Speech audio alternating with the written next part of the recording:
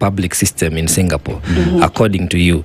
Is it run by government or privately, like the matatus we have in Kenya? It's a combination. It's a combination. But so in Kenya, we don't have that. The other question I would like to ask you, from the economics... But you can have it. But we don't. We don't. But we need to have it. That's why we cannot subsidize. That's why we need to have it. But we don't have it as of now. And let me Alionya, hold on. What we're going to do... No. What we are going... Excuse me. What we are going to do is allow him to ask the question, and then you can answer it. Yes. So that we can have... You cited economics, which is a good thing because this is an economic conversation.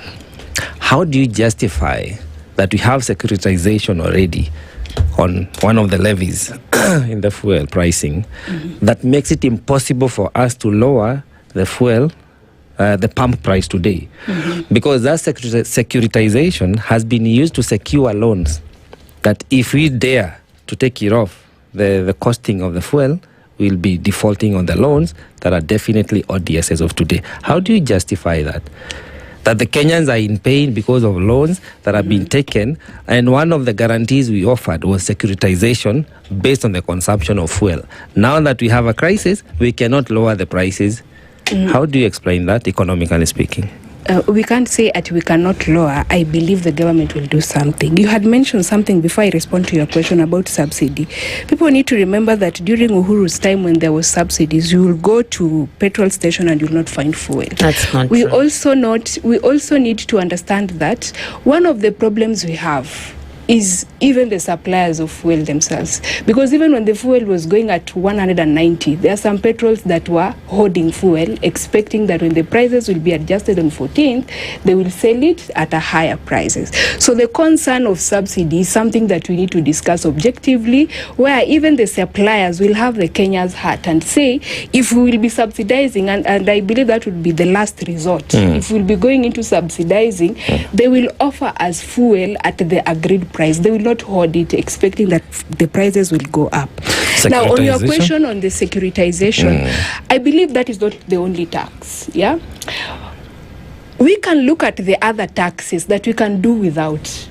And I believe such as from the economics, because you said, and I like what you said, that you understand the economics. You spoke about demand and supply. You spoke about market controls. So what can we deal with? Now, for the securitization, I don't think you have to blame this government only, because we have been taking loans. All the other governments that have been placed have been taking loans, and they have securitized it for us to pay those loans. There's the concern of the odious debt that you have talked about. That is, in fact, I would wish that the 2027 ballot question be about the public debt. We need to audit some of these debts. If we get whether they were taken through this regime or the previous regimes, that debts were taken, but they didn't serve the purpose to which they were taken, then those debts should not be paid. But now I'm asking you, apart from that levy that is being, cut to ensure that the securitization that you're talking about, which other levy can we actually do without? That's what you're supposed to suggest. Yes, that's what I'm asking. And that's why I've said economists will now sit down and say, because for securitization you can say, okay, look, we need to pay debts, so we can allow this to go on. But we have the road maintenance levy, we have the import declaration, whatever we have, and many, many more.